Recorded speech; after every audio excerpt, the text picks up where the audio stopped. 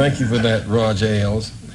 I now want to bring forth a friend who has, well, he is deceptive in that his social style is of such.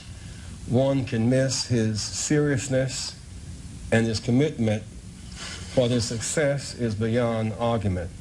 When we opened this Wall Street project and we talked about it, he gave us space at 40 Wall Street, which was to make a statement about our having a presence there. Beyond that, in terms of reaching out and being inclusive, he's done that too. And created for many people a comfort zone when I ran for the presidency in 84 and 88. And many others thought it was either laughable or something to avoid. He came to our business meeting here in New York because he has this sense of the curious and a will to risk to make things better. And so aside from all of his style and his pizzazz, he's a serious person who's an effective builder of building with a builder of people. Last year he was a part of our workshop, of our panel workshop on what are the challenges and opportunities. And so this, a year later, Donald Trump, for a few minutes, challenges and opportunities to embrace the underserved communities. Donald Trump.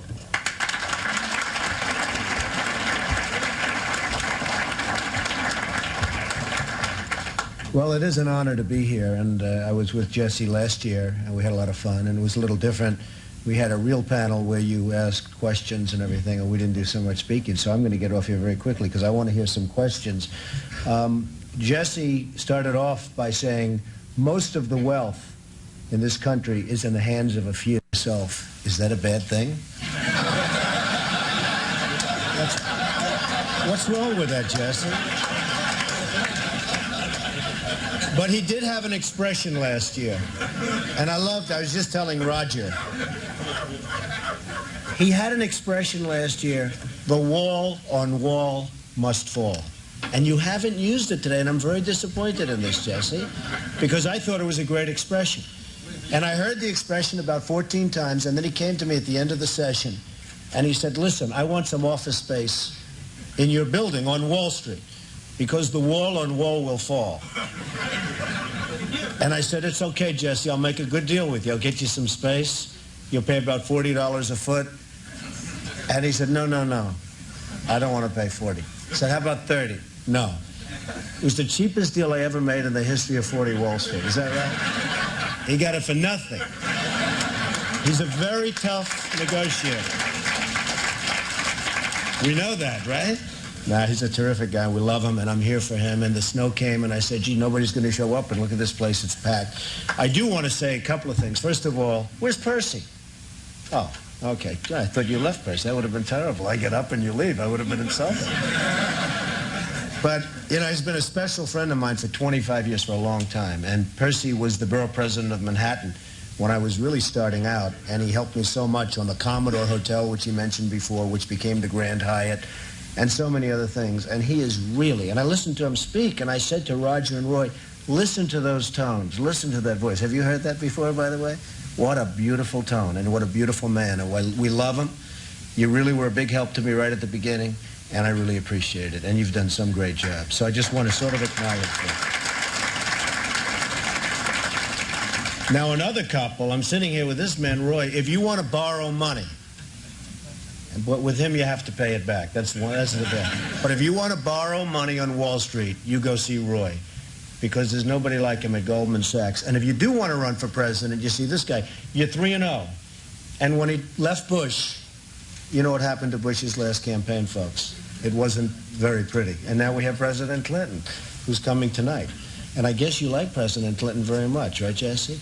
Huh? Stand up and say it, Jesse.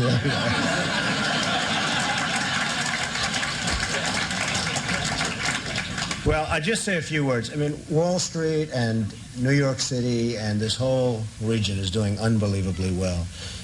I'm building a job on the West Side, which is the largest job ever approved by the New York City Planning Commission. You see it going up along the West Side Highway. It's almost 10 million square feet.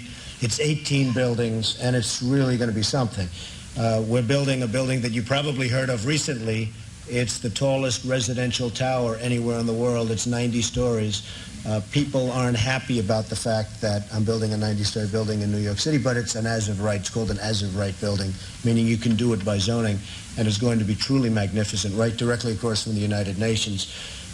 We just bought the General Motors building. We just completed Trump International Hotel and Tower, which just yesterday got the Mobile 5-star award. Only 4 in the country got it for its whatever it is, and it's been a tremendous success. We're doing a lot of other things, and I will tell you, a large percentage of the people, and especially in construction, that are building these great jobs are black and minorities, and I'm very proud of it. We have close to 25%, and I think the number's going up, and they do a great job. There are no better builders than we have in New York, and a big percentage of that is black and minority folks. So I just want to thank everybody in the room for being here. I look forward to some questions, and then I don't know how we're ever going to leave this building today, because if you look outside, it is terrible, but we'll figure a way. There's always a way, and thank you, Jesse, and congratulations.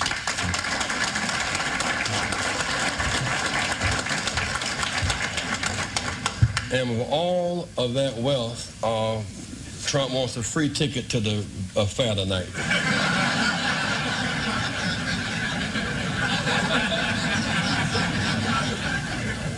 Freebie.